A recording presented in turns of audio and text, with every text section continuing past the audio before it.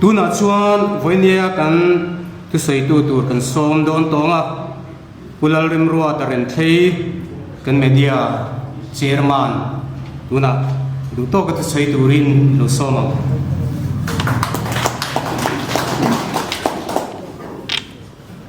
Good Chairman, le kan MPCC President Zong Tak Pul Tanzara in kan MP candidate politics amate kan senior foi tu Zong Tak te le ka party member puite hi voina to soina un rem chang le hoi mo tak mai kan ya kalom le kan foi tu te ne na ko tu ka soi du ni mai ro chei dar khada kenin kan vice president in press conference pui mo do ko do na press ko pa chúng po chuk kan bui pui ngai do na wang khan po ni se kan soi nga mok mok me nga BJP lo len chou dan le eng tieng in nge ti thak kan tum da India politics sakha ka ron fruit do zoi don ane me sang ti som pali kum som kal da ni chu Lok Sabha in khana chakna an chan khan India in bung thar kai antia Zuminua Vadodara Kopuya victory speech anaya khan Modi juan kan malama nitra ome atibokane Zuminua Lok Sabha sitting oma ta juanin tu soina naya an party chakna chu base na thar atiboka an chakna chu miratheile din munchi etan ahlan buk ane Achat mel khop mea modi ka an sarkar tranga thatum nuwa Independence Day tucha asoya thorim le consensus ne sarkar tra tiamin mitinte thaibik nei hau lovin nei hau lo sarkar kan kalpuyang ati chung su a promise ni masa kumso akal long ta modi chuan athu tiama ti ro ringo zong lo State Sarkara BJP te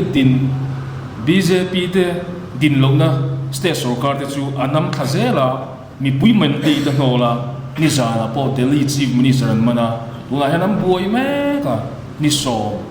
idi ten kolan di la chung chu tuna India rama thil khang me hi ni in chuti rual che ro chon India ka mi pani ka nom to ni BJP supporter thung te chuan am party le an supreme leader chuan New India din an ti ve thumani ani na taka chuan India hian crisis atok me ka crisis kong tin reng na to ka kan politia te society le economy te atu chia ni perani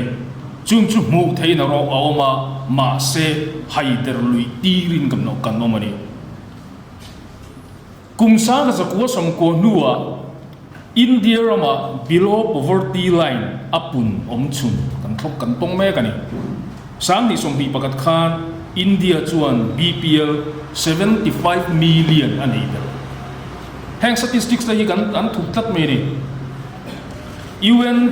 UN Global Human Development Index apo ramza som ko pakazinga za som thum pani na ni meka athenom ramzinga Sri Lanka som sari pathum na le China som sari pakona Bhutan zasum ni pasarina Bangladesh zasum ni pakona India ya tren omramat ni om sunju Pakistan le Myanmar le Nepal chawni chuan turi om lo ra Modi huwa he kan economy chiat lama pan chara a sarkar chia economic philosophy mu mala nei lo rang reform tin public asset a hal chara mi India ram asset boy modu to Congress na heta eng ma lo trang andin muang chang andin choteng te ka reform satia BJP ho chronic capitalism ne na an thal ta zel mai ni airport te pon ni kan sabat mo kham yan ko zong zong ka in kan thai hil to hi omani Hindenburg report te ka kan na rian Hindenburg report a khan Adani group house sak tu ru chok da na ka kha i report ania mase Modi sarkar ne an ingkung kai na phaula na te khan sarkar chon tun thlengin eng action malalo mase mi puizo kiam Hindenburg report kan ngai ta ne dei to politics mga inti chiat la man turu thunga mi pui khan state rang sarkar ami BJP ro riang na lo ami chu am pai khang ngawa September sang ni som ni pania Goa Congress MLA pariat te BJP zom te pe ga chu an soida ni proof om lowa vai bel se somli somngan pe tiani Maharashtra po Maha Vikas Agadi sarkar ka Shiv Sena te anti phela chuan Asama luxury hotel aten dani ka tuna po kongku Maharashtra chuanin kha MV sarkar ka tipelin BJP le Shiv Sena phelten tuna kon sarkar na an changme kani Modi hi thunai na tui halani atan chuan democracy ni jathla kani ya parliament a po a omnu a debate mumul ongai to lo a chang le record siamin MP role te zat chuang te mak chu kani se son khata tel thailo turin chu ache dan hi pui riu ni tin Modi New India chuan investigating agencies te thunun vek in noma ED CBI mangina reida politician an du moi turan ti chu ED CBI mangina rei mak mai ni chu ta chu mi tur zo lo chuan BJP pin zo a tur zo chuan an kal an ring an ti khonga ma se zela ten tang mai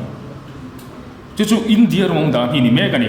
tin thil pakhat in la ngai tuem ti ka hriat lo chu in la ro in la dain ka ti chu because of spyware ka khati na tham ra la ka kala la na ni chan chu Modi khan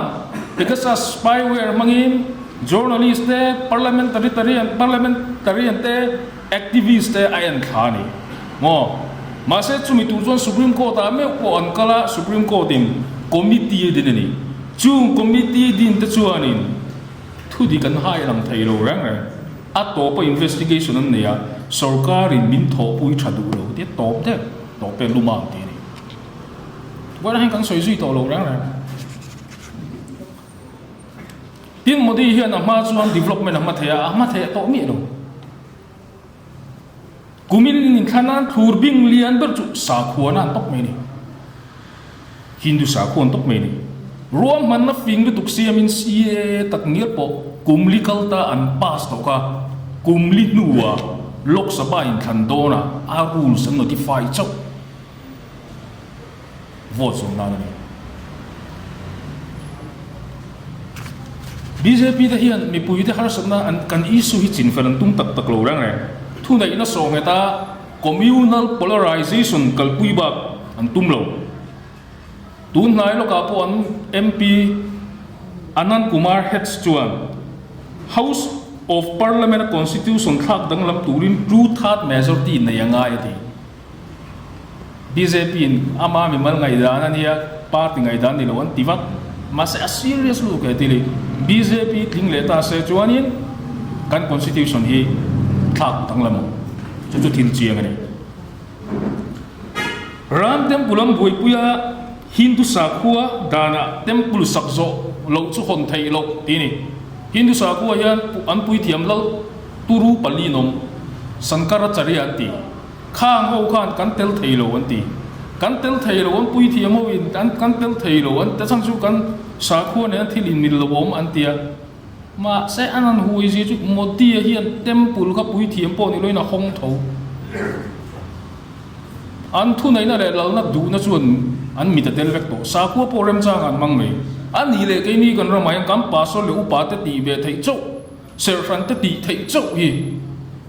political authority kan ni wangin vati ve ringu tila saklamen ka vasem ve ringu do mi chuang chuanin thili kan ngai tu ngai ta chuan thil phada kan lu na la ni eng wangin nge India alliance apia India block so constitution le democracy hum him du na wanga piang ani India block apia na chan chu constitution democracy le mihring le civil liberty constitution ina min tiap te hum him du na wanga dingani apoi mo ber so constitution inequality guarantee le delivery of justice chu chuni kumin in kan hi India ram his scholar ram ani zui zel do nem ti fi na nga ngai ni kan chu ne mem scholar ram e kan scholar democratic character te kan kalpuis thai zel do nge don lo ti ril don tun nai som chung in chu chun bai tok na sa constitutional value le constitution fundamental pillars te bai atok anasa ni secular democracy chu economic sovereignty pillar khat ania adang le chu federalism ani modi le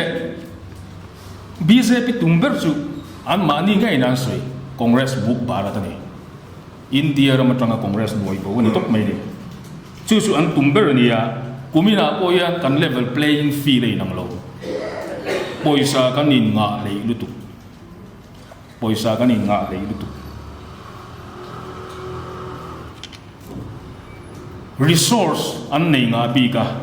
supreme court in a bond scheme constitution kal ati aka ma se BJP de kan an du to kangan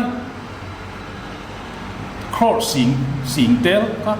khata khanin BJP da electoral bond scheme pum pui tang an hu ya ka 56% ni pui lu congress chon tu ni ti da mul po kam tu lo cross sang tel tak meu kha bond scheme tang khan nghe ni hậu sắc na nằm mong to có vẻ là political party hậu sắc cái gì BJP đây cho nên kan bị anh nằm ý luôn ni advertisement đó ni chúng muốn tin là TV ni mo newspaper tin là media ni sen lấy đều vậy đó narrative đủ đó xem mà anh office cho 5-star hotel lang mấy ni à cho nên Congress te chuanin tun nai lo ka po kharge te kan hau tu te chuanin ngen an nei chu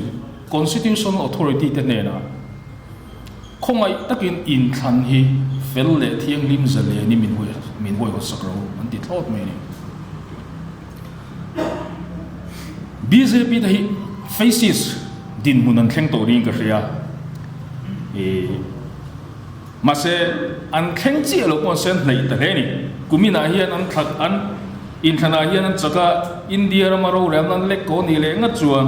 nazi hun la ya fascist kan tiang chi kha india na ma chonang christian te kan chep turu tong tu na chuan christian te ai ke ni ai tam muslim ho gi an la khur bing jok mai mai ni an next one ni don ti ka chi na nga ya hindu revivalism thu pui bera na in hindu right wing organization te chu real livelihood issue kan ni tin mo issue poimo zong atanga mi puitari lu la beng turinan roi ta ni india rama I cheng duani chuan zai sri ram tiro tin ko thera den aw ngamania nvo ngamania kan missionary ten chep sel dan tu je hi soina si ko rana in BJP te trickman hi kai sar hun laya mi puiri rulak pe na sarkas maximum sa kona le til tlem te sema ofi kan khaning ka en non hun pui sarkas maximum mangkha tunlai ko vela chon entertainment frang cricket cinema etc development ma chuning kal pui thei ani to ne chuan an hlau om ka ra hian chance kan nei ni kan lung ro langa ya mizoram me pui to poinan fie tur chu BJP te do tur chon congress lo nom lo chuan kan rang kan dam kan sa ko him theina congress sarkar pian angai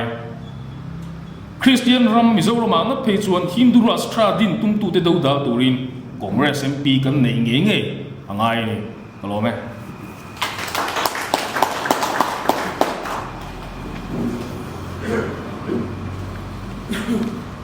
kan